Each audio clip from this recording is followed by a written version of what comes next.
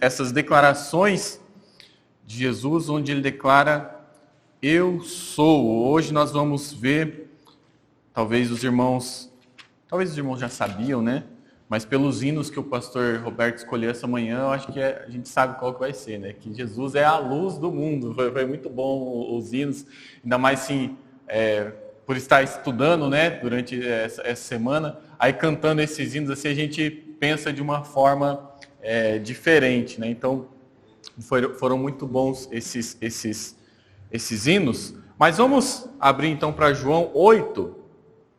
João 8, capítulo 8, versículo 12, que diz: de novo, Jesus lhes respondeu dizendo, eu sou a luz do mundo.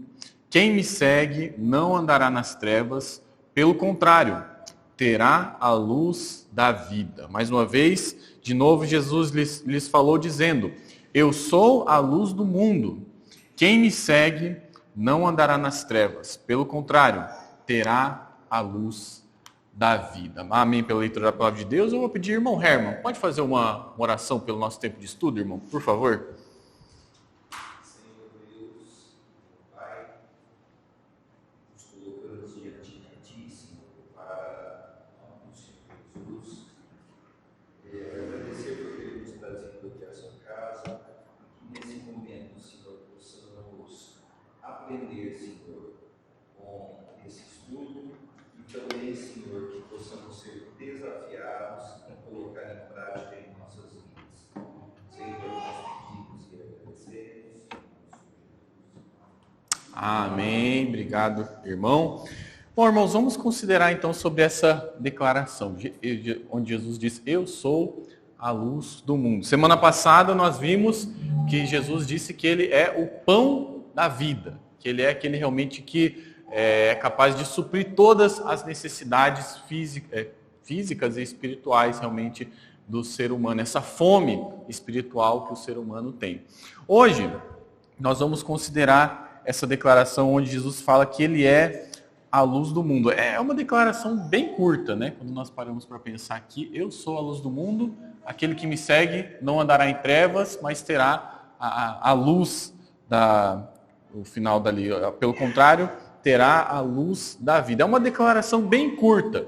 Mas, irmãos, quando nós consideramos essa declaração aqui, que é curtinha, ela tem muito significado. Ela realmente tem um significado muito grande para nós. E eu gostaria de considerar dois aspectos dessa declaração de Jesus, quando ele afirma que é a luz do mundo, mostrando aquilo que nós temos visto, né, nesses últimos dias. Como que realmente Jesus ele é indispensável para a salvação e para a vida do ser humano. Eu queria considerar esses dois aspectos. Eu não sei se vai dar tempo de nós considerarmos os dois nessa manhã, mas vamos ver até onde a gente consegue chegar hoje de manhã, né? O primeiro aspecto dessa afirmação é que ela é muito importante dentro da história bíblica. Quando nós pensamos nesse relato aqui onde Jesus diz, né? Eu sou a luz do mundo. Essa declaração de Jesus, dentro do relato bíblico, é uma declaração muito importante. O que Jesus exatamente está querendo dizer aqui quando ele diz que é a luz do mundo? A gente poderia simplesmente afirmar algo bem óbvio, né? O mundo está em trevas por causa do pecado e Jesus é a luz que ilumina o ser humano que está em trevas. Jesus é essa luz que pode dar salvação, né? E pode iluminar realmente a vida do ser humano. Algo bem direto e que é verdade, né? Realmente é isso. Mas quando nós consideramos essa declaração dentro da história bíblica, dentro do relato bíblico, ganha muita profundidade essa imagem que Jesus ele usa. E é isso que eu queria ver um pouco com os irmãos hoje de manhã. Para entender um pouco melhor essa declaração, eu quero que os irmãos voltem para o capítulo 1 de João. E vamos ler do versículo 1 até o versículo 4. João capítulo 1, do versículo 1 até o versículo 4. Diz assim a palavra de Deus: no princípio era o verbo, referência a Jesus Cristo, né? Mostrando como ele é Deus, aquilo que nós temos visto também nesse estudo. No princípio era o verbo, e o verbo estava com Deus, e o verbo era Deus. Ele estava no princípio com Deus. Todas as coisas foram feitas por ele, e sem ele, nada do que foi feito se fez. A vida estava nele, e a vida era a luz dos homens. Versículo 5 também. A luz resplandece nas trevas, e as trevas não prevalecem contra ela. Nós vemos aqui que Jesus ele é esse verbo, né? A palavra que estava com Deus, mostrando aqui quando a gente pensa na Trindade, né? Como que o Deus Filho, ele é uma pessoa distinta, mas ao mesmo tempo ele era Deus, né? Ele também, nós vemos a distinção das pessoas, mas ao mesmo tempo como Jesus é Deus. Além disso, nós vemos que ele estava no princípio com Deus. Quando a gente pensa em princípio, aqui é o princípio de todas as coisas, quando Deus criou todas as coisas. Versículo 3, todas as coisas foram feitas por ele, e sem ele nada do que foi feito se fez. E agora o versículo 4, que é muito importante. A vida estava nele, e a vida era a luz dos homens. Quando a gente lê esse versículo aqui, a nossa mente se volta lá para a criação do ser humano. Lá no Jardim do Éden, quando Deus criou o mundo, criou o Jardim do Éden e colocou lá Adão e Eva. E o que nós vemos aqui? Nós vemos que Deus Filho, Jesus, né? O Deus Filho, Deus, desde toda a eternidade, ele possuía a vida, né? A vida estava nele, e essa vida brilhava no ser humano, brilhava em Adão e Eva. E por isso, nós vemos que Adão e Eva, eles desfrutavam dessa vida. Quando a gente pensa lá na realidade de Adão e Eva, eles realmente, a morte não era algo que fazia parte da experiência da vida deles. Eles realmente não experimentavam a morte física, eles não experimentavam a morte ao seu redor dos animais e coisa do tipo assim. E além disso, por causa dessa luz de Deus, do Deus Filho, que brilhava neles, eles também desfrutavam de comunhão com Deus. Ou seja, eles realmente não experimentavam a morte espiritual, porque essa vida que estava no Deus Filho brilhava sobre os homens, brilhava ali sobre Adão e Eva. Mas, quando nós consideramos, mais uma vez, lá em Gênesis, capítulo 2, versículo 16 e 17, os irmãos não precisam abrir, mas é um trecho bem conhecido, a palavra de Deus diz: e o Senhor Deus ordenou ao homem, de toda árvore do jardim você pode comer livremente, mas da árvore do conhecimento do bem e do mal você não deve comer, porque no dia em que dela comer, você certamente morrerá. O homem desfrutava de vida, ele desfrutava de vida física plena, vida espiritual, e Deus deu essa ordem para o homem, que ele não podia comer da árvore do conhecimento do bem e do mal, porque se ele comesse, o que ia acontecer? Ele iria morrer. Essa experiência ali que eles tinham de não experimentar a morte física e espiritual, porque eles realmente estavam sobre essa luz de Deus, né, iria mudar. E infelizmente, todos aqui sabem, né, que o homem, ele desobedeceu, né? Ele realmente comeu da árvore do conhecimento do bem e do mal, e uma vez que ele comeu dessa árvore do conhecimento do bem e do mal, o que aconteceu? Ele morreu. Ou seja, antes o homem ele desfrutava de comunhão com a luz, com Deus, e por causa disso ele tinha vida, não fazia parte da sua experiência a morte, mas uma vez que ele comeu, que ele desobedeceu, que o pecado entrou no mundo, o homem foi separado dessa luz. O homem realmente se criou uma barreira entre Deus e o homem. É por isso que nós vemos lá em Romanos 3:23, né? Porque todos pecaram e carecem da glória de Deus. Outras traduções dizem que estão destituídos, né? Estão separados da glória de Deus por causa do pecado. Uma vez que o ser humano pecou contra Deus, ele foi separado. Ele realmente foi privado dessa luz da vida. E nós sabemos que como passou a acontecer? O homem passou a experimentar a morte física e especialmente a morte espiritual. Isso é uma grande diferença que nós vemos ali no início, né? O homem desfrutava dessa vida, mas uma vez que ele pecou, ele foi separado e realmente foi separado dessa vida e passou a experimentar a morte física e a morte espiritual. E o que é triste é porque uma vez que o pecado entrou no mundo, nós vemos que a realidade, né, a existência da humanidade, antes que era caracterizada pela luz, a luz do próprio Deus, passou a ser caracterizada pelo quê? Pelas trevas, né? Pela escuridão, pelo pecado. Não que assim tudo que o homem faz é horrível, porque o ser humano ainda tem a imagem de Deus, então algumas coisas que ele faz são boas, mas a existência da humanidade passou a ser marcada por trevas. E isso é algo assim que a gente vê muito claro em toda a história bíblica e até os dias de hoje, né? A gente, se você quer ter consciência disso, é só você abrir lá no seu YouTube ou no jornal, na TV, as notícias.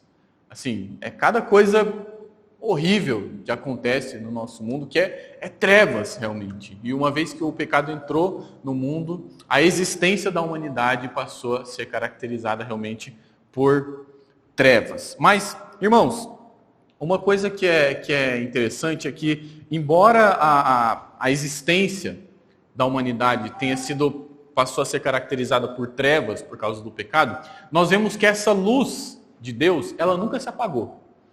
Por todo o Antigo Testamento e o relato bíblico, nós vemos várias imagens, várias situações onde realmente essa luz de Deus, ela brilha na humanidade e realmente mostrando direção, né, para como que o ser humano pode ter vida. E agora, o que eu quero notar, irmãos, é que na história bíblica nós temos vários momentos em que nós podemos ver essa imagem da luz.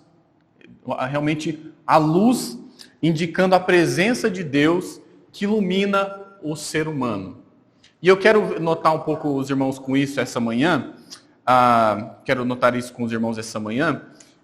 E nós vamos abrir para vários textos, tá? Então, eu quero ver um pouco com os irmãos como que essa ideia da luz, especialmente no Antigo Testamento, ela vai se desenvolvendo, realmente mostrando a presença de Deus, mostrando a direção de Deus na humanidade, até especialmente nós chegarmos em Jesus, que é a luz do mundo. Então, eu gostaria que os irmãos abrissem lá no Antigo Testamento, em Êxodo, capítulo 13.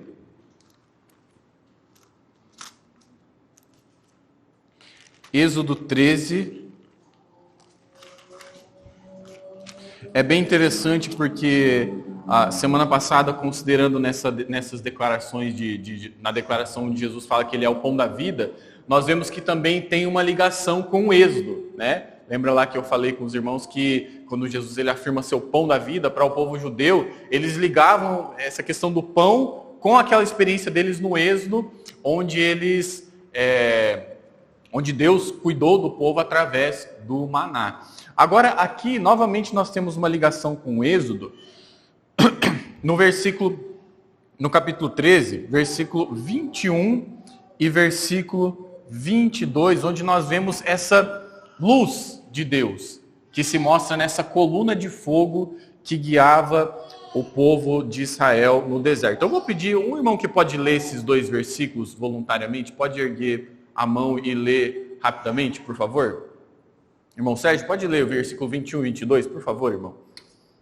O Senhor ia diante deles durante o dia, numa coluna de nuvem, para os guiar pelo caminho. Durante a noite, numa coluna de fogo, para Isso. iluminar, a fim de que caminhassem de dia e de noite. Nunca se apartou do coluna de fogo durante o dia, nem a coluna de fogo durante a noite. Durante a noite, exatamente. Então nós vemos aqui no Êxodo, né, quando o povo estava sendo realmente levado por aquele deserto até a cidade, até a terra prometida. E Deus, ele guiava o povo durante o dia por aquela coluna de nuvem e durante a noite através do quê? Coluna de fogo, luz. Luz realmente para guiar o povo de Israel no deserto.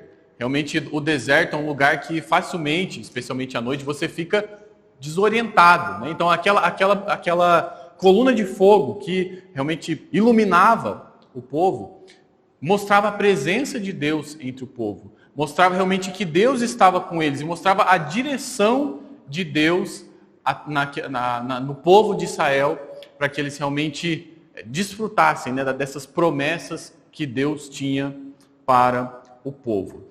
Agora eu quero que os irmãos vá um pouquinho mais para frente, ainda em Êxodo, no capítulo 34, onde nós vemos algo muito interessante também sobre essa questão essa imagem, né, da luz de Deus realmente brilhando sobre a humanidade. Êxodo 34, esse é um trecho um pouquinho mais longo, do versículo 29 até o versículo 35. Vamos fazer uma leitura participativa? Eu vou ler o versículo 29 e daí podemos continuar aqui pela irmã Luciana até o versículo 35, quando diz aqui a palavra de Deus. Quando Moisés desceu do monte Sinai, tendo nas mãos as 2 tábuas do testemunho, sim, quando desceu do monte, Moisés não sabia que a pele do seu rosto resplandecia, depois de Deus ter falado com ele.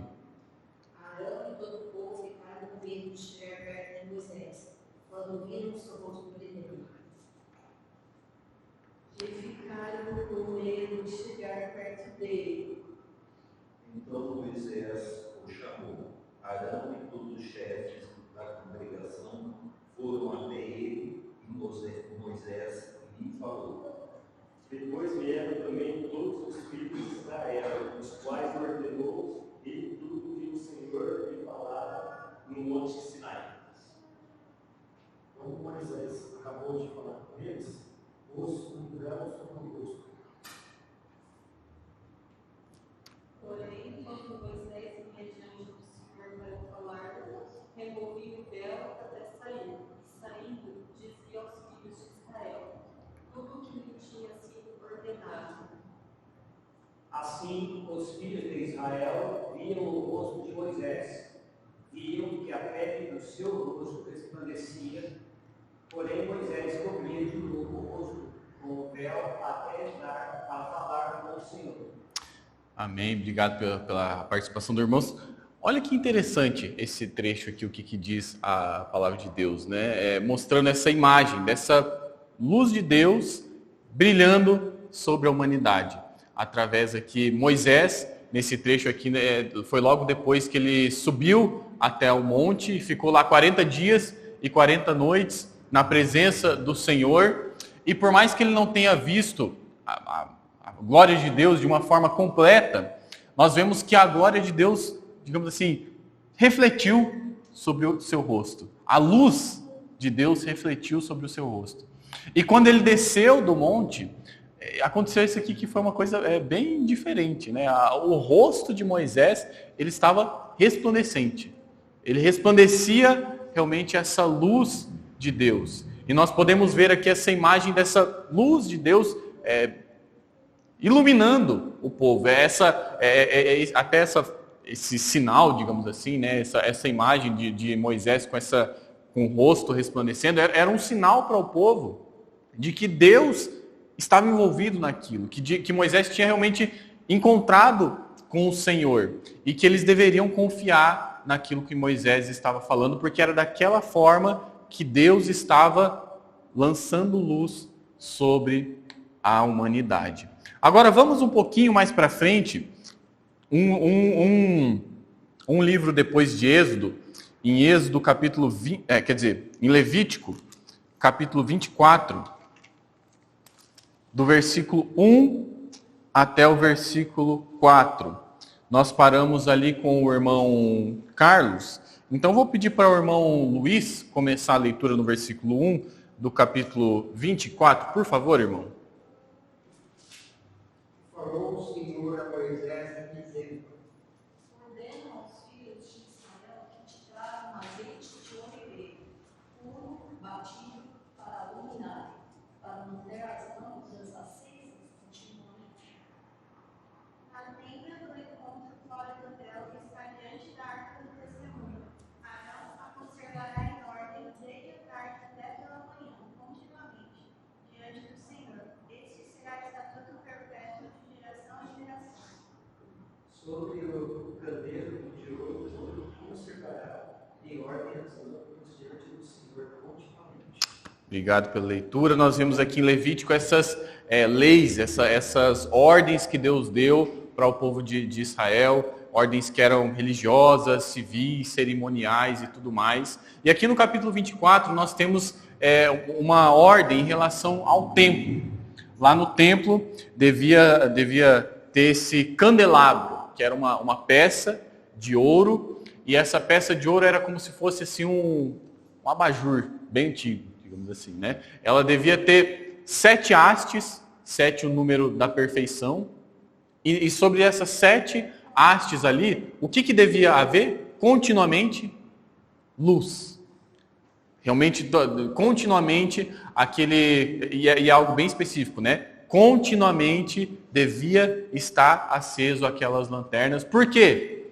Isso mostrava no templo, no tabernáculo, que Deus estava presente ali. Deus estava presente no templo, Deus estava presente no tabernáculo, Deus estava presente no meio do seu povo. E esse Deus que realmente estava iluminando o povo de Israel. Então nós vemos, mais uma vez, essa luz de Deus, né? Embora o mundo esteja em trevas, nós vemos como se for esses feixes de luz brilhando realmente, mostrando a presença de Deus e a direção de Deus entre o seu povo. Nós temos, agora esse não precisa abrir porque é bem curto, mas o salmista diz no Salmo 119, 105 que lâmpada para os meus pés é a tua palavra e luz para os meus caminhos. O salmista fala que realmente as palavras de Deus, aquilo que Deus vinha revelando, era luz para os seus caminhos.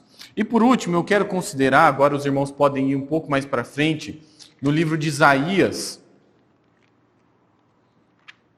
capítulo 42, aqui uma profecia sobre esse servo do Senhor, que seria luz para os gentios. Versículo 6 e versículo 7 do capítulo 42 de Isaías, que diz: Eu, Senhor, chamei você em justiça, e o tomarei pela mão, o guardarei e farei de você mediador da aliança com o povo, e luz para os gentios, para abrir os olhos dos cegos, para tirar da prisão os cativos e do cárcere os que jazem em trevas. Nós temos aqui essa profecia desse servo que iria ser luz para os gentios. Lá em Lucas, capítulo 2, versículo 29 ao 32, no Cântico de Simeão, nós vemos que essa profecia é uma referência a Cristo. Lá ele diz o seguinte: Agora, Senhor, podes despedir em paz o teu servo, segundo a tua palavra, porque os meus olhos já viram a tua salvação, a qual preparaste diante de todos os povos, luz para a revelação aos gentios e para a glória do teu povo de Israel. Então, irmãos, não sei se os irmãos estão conseguindo seguir aqui a linha de raciocínio.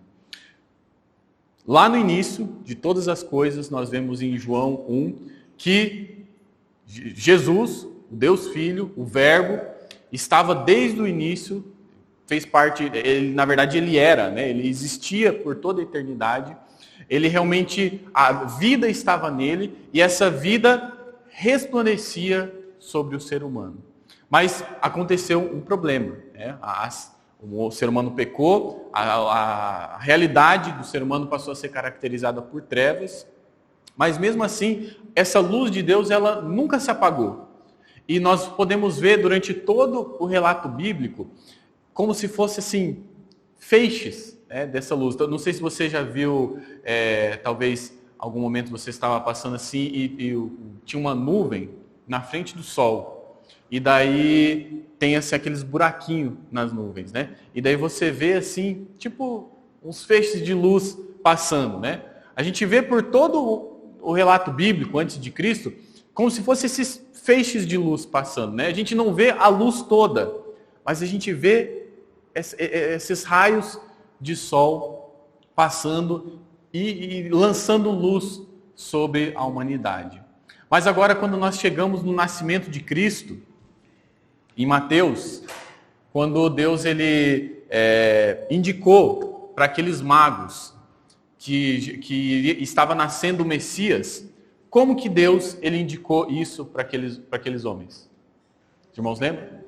Através de uma estrela de luz. E nós vemos que essa estrela de luz brilhou, e lá no versículo 9 e 10, depois de eles falarem com o rei, né, os magos partiram, e eis que a estrela que viram no oriente ia adiante deles, até que chegando parou sobre onde o menino estava. E vendo eles a estrela, alegraram-se com grande e intenso júbilo. Essa luz apareceu no céu, né, em trevas, e essa luz guiou os magos até aquele bebezinho, até aquele menino chamado Jesus. É como se aquela luz estivesse indicando, olha, essa aqui que é a luz do mundo. Nós tivemos vários feixes de luz aparecendo antes, mas agora nós temos aqui essa que é a luz completa. Agora, depois de considerar tudo isso, vamos voltar para João 8, versículo 12, e ler novamente essa frase de Jesus. De novo, Jesus lhes falou, dizendo: Eu sou a luz do mundo. Quem me segue não andará nas trevas, pelo contrário, terá a luz da vida. Após considerar tudo isso, irmãos, que nós vimos, essa afirmação de Jesus, nós vemos que ela é muito importante dentro do relato bíblico. O ser humano tinha plena comunhão com Deus, desfrutava de vida porque vivia na luz de Deus, mas mesmo após o pecado entrar na humanidade, nós vemos que a existência da humanidade foi caracterizada por trevas, nós vemos que esses feixes de luz brilhando. Mas quando nós chegamos aqui em Jesus, ele afirma: eu sou a luz do mundo. Agora não são mais só feixes, não sei se os irmãos notaram, mas todas esses versículos, né, essas indicações da luz de Deus no Antigo Testamento, são muito importantes, são gloriosos, mas assim, não é a luz em si, parece que são indicações de luz. Mas agora, quando nós chegamos em Jesus, nós vemos que esse Jesus, ele é a luz. Ele realmente é como se fosse assim, o sol mesmo. Antes nós víamos só esses raios passando. Agora a gente pode ver o sol completo, essa luz que ilumina o ser humano. Então, quando nós consideramos essa declaração de Jesus, ela é muito importante dentro desse relato bíblico. Nós realmente cremos num Cristo que ele é a luz, ele não é uma luz, mas ele é a luz. Existe só realmente essa luz que brilha na humanidade e que realmente dissipa toda a treva. Essa declaração de Jesus, como nós temos visto, né, mostra como realmente ele é indispensável para a salvação e para a vida do homem. Um comentarista disse algo que eu achei muito interessante. Cristo é para a alma dos seres humanos o que o sol é para o mundo. Jesus Cristo é para a alma dos seres humanos, para a minha alma, para a sua, o que o sol é para o mundo. Então, como eu falei, quando nós consideramos essa declaração de Jesus, a gente pode definir de uma forma bem direta, né? O que significa isso? O mundo está em trevas e Jesus, ele realmente ilumina a nossa existência, ele é aquilo que pode nos iluminar para termos salvação, para não vivermos nas trevas. E está certo, isso está certo. Mas quando a gente considera essa declaração dentro do relato bíblico, ela é muito mais rica. Nós vemos realmente como que Jesus, Deus ele foi desenvolvendo até mesmo esse tema da luz até chegar em Cristo, que é essa luz completa que ilumina a nossa alma, que ilumina as nossas vidas, aonde nós podemos ter, como eu tenho falado, essa segurança, isso onde nós podemos ancorar as nossas almas. Bom, tem mais algumas coisas que nós podemos ver, mas eu gostaria de abrir para os irmãos. Os irmãos gostariam de participar, fazendo alguma dúvida, alguma pergunta, né, algum comentário, algo assim? Alguma coisa no futuro. Então, Apocalipse 21, 23, falando sobre Nova Jerusalém. A cidade não precisa do sol nem da lua para lhe dar claridade, pois a glória de Deus ilumina e o Cordeiro é a sua lâmpada. Amém. Nós vemos realmente, o Cordeiro é a sua lâmpada, né? Jesus realmente vai iluminar todas as pessoas na Nova Jerusalém. A glória realmente de Deus é algo que a gente experimenta, aquela questão do que nós estávamos vendo na quarta-feira do já e o ainda não, né? A gente já experimenta dessa luz, mas no futuro a gente vai experimentar de uma forma completa na Nova Jerusalém. Amém. Mais algum irmão gostaria de fazer algum comentário? Também essa preocupação que a gente dissipar, acho que é a palavra-chave, né? Que dissipa as trevas, dissipa o pecado, mostra duas coisas, né? Mostra o pecado e também dissipa. Sim. Ele mostra, você segue a luz e claramente você vai pegar, porque os seus pecados estão totalmente dissipados. Sim. Por você e por Cristo, porque o único que consegue tratar o nosso pecado é Jesus Cristo. É verdade. É essa a preocupação. Sim, Mostra o pecado como dissipa o pecado. Isso entra um pouco aqui, como eu falei no início, essa declaração de Jesus tem dois aspectos, né? O primeiro aspecto é esse de que é muito importante dentro do relato bíblico, né? Realmente mostra como que Jesus ele é essa luz completa que ilumina o ser humano, que realmente pode reverter esse problema que aconteceu lá no início com a entrada do pecado na humanidade. Mas tem esse segundo aspecto, que é essa promessa, que é a segunda parte do versículo, quando ele diz ali, eu sou a luz do mundo, quem me segue não andará nas trevas, pelo contrário, terá a luz da vida. Então aqui já entra até um pouco aqui nesse próximo aspecto que eu quero tratar, mas aqui Jesus ele faz uma promessa também, né? Aquele que segue a ele, quando Jesus fala que seguir, significa crer nele, confiar completamente nele para ser salvo e para viver a vida para ele. Essa pessoa que segue a Cristo, ela não andará em trevas. E essas trevas aqui a gente poderia pensar em dois sentidos. Tanto no sentido de que, da nossa existência mesmo aqui, né? Como eu falei, às vezes a gente olha para o nosso redor e a gente vê que a nossa realidade é caracterizada por trevas. Seja na nossa sociedade, coisas ruins que acontecem e tudo mais, e às vezes até mesmo na nossa própria vida, coisas difíceis e tudo mais, e que às vezes a gente se sente, comumente a pessoa fala que a gente se sente sem chão, né? Parece que a gente está em trevas. Mas o que Jesus fala aqui? Que aquele que segue a Ele não andará em trevas. Tem esse sentido dessa promessa de Jesus, de que Ele realmente não vai nos deixar desamparados. Mais uma vez a gente até volta para essa imagem do Êxodo, onde tinha essa coluna de fogo que ia diante do povo, mostrando o cuidado, a direção de Deus. E da mesma forma, né, nós estamos como se fosse assim em um grande êxodo desse mundo, rumo à cidade celestial, e Deus ele promete nunca nos deixar sem direção. Ele realmente sempre brilha essa luz nas nossas vidas para que a gente não fique sem direção. Eu gosto muito também do Salmo 119 que nós lemos, né? Lâmpada para os meus pés é a tua palavra.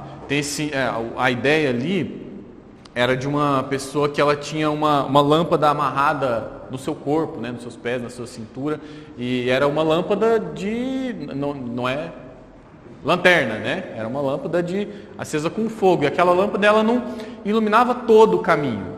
Às vezes era necessário para ela ver os próximos passos ali, e às vezes a nossa realidade é assim, né? A gente se vê, digamos assim, em dificuldades, né? Em trevas, mas Deus nos promete nunca deixar sem a direção necessária. Às vezes a gente não vai ver o caminho inteiro, né? Mas Ele nunca nos deixa sem ver o próximo passo que devemos tomar. Então tem esse aspecto, né? De realmente aquele que segue a Jesus nunca andará em trevas, de que Ele não vai deixar essa pessoa desamparada. Agora, tem esse outro aspecto que o irmão falou, que é aquilo que, novamente, João, em 1 João, quando o pastor Cris pregou recentemente, enfatiza de que aquele que segue a Jesus, aquele que crê em Cristo, a sua vida não pode ser caracterizada pelo pecado. Aquele que diz que segue a Jesus, que crê em Jesus, mas odeia o seu irmão, vive na prática do pecado, esse está mostrando que nunca conheceu a luz, porque aquele que anda na luz, aquele que realmente segue a Cristo, não andará em trevas. Então esse aspecto é muito importante aqui nessa promessa de Jesus. Além de ser muito importante no relato bíblico, para o nosso entendimento, tem um aspecto bem prático mesmo para a nossa vida. Jesus ele nunca vai nos deixar desamparados, sem direção, e no sentido também da nossa separação em relação ao pecado. Aquele que segue Jesus, a vida dessa pessoa não pode ser caracterizada por trevas. O irmão Carlos tinha erguido a mão durante esse... O pastor falou do Apocalipse em Gênesis, também fala que a terra se forma vazia. Uhum. No terceiro versículo, e Deus viu que a luz era boa e fez não. Então Deus disse, haja luz. E houve luz. No terceiro versículo da Uhum. E aí ele faz separação. Sim. Luz, né? Uhum. A gente vê que existe uma certa... essa imagem da luz ela é muito rica, né? E realmente direciona até esse momento que nós vemos que Jesus é a luz do mundo. Pastor Cris? Pensando no Sermão do Monte, então, Jesus em Mateus 5, versículo 14, fala, vocês são a luz do mundo. Uhum. Mas essa luz não é, a fonte dessa luz não é só nós. Então, as trevas são falta de luz. Então, mas quando Deus brilha em nosso coração, vamos brilhar. Então, e pensando sobre isso, Jesus continua no versículo 16, assim brilhe, então assim permitido, brilhe também a luz de vocês diante dos outros, para que vejam as boas obras e vocês fazem e glorificam o Pai de vocês que está no céu. Uhum. Então, nós devemos brilhar essa luz de Jesus. Sim, é verdade.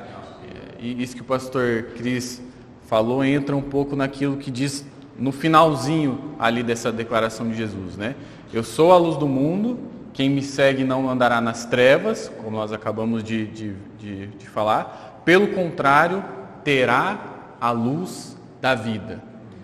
Esse aspecto dessa promessa de Jesus, aquele que segue a Jesus, ele realmente tem em si essa luz da vida. Agora, essa luz, como o pastor Cris falou, não é algo que é próprio nosso. Nós somos como se fossem luzeiros de Cristo. É igual a lua, né? A lua ela não tem luz própria. Ela é um grande luzeiro. Ela recebe a luz do sol e ela reflete essa luz. Assim também nós somos luzeiros de Cristo. Cristo ele realmente reflete essa luz que ele tem, que ele é nas nossas vidas, e nós devemos refletir também como grandes luzeiros no nosso dia a dia, no mundo, essa luz de Cristo. Então, e realmente esse trecho do Sermão do Monte é bem enfático nisso, né? Nós somos a luz do mundo, nós realmente devemos brilhar essa luz nas nossas vidas. E até esse é o desafio que eu gostaria de deixar com os irmãos, né? Quando nós entendemos a importância dessa declaração pensando no relato bíblico, e dessas ricas promessas que Cristo nos faz, que eu e você, né, que nós realmente, como luzeiros de Cristo, brilhemos essa luz naquelas pessoas que estão nas trevas, para que elas possam também chegar a essa luz que é Cristo, para que elas realmente sejam iluminadas dos seus pecados, sejam salvas dos seus pecados e vivam na luz de Cristo, né, no presente e também no futuro, na eternidade com o Senhor. Amém? Mais alguém gostaria de fazer algum comentário, alguma pergunta em relação a esse tema que vimos hoje de manhã? Não? Então vamos terminar com uma palavra de oração? Vamos orar.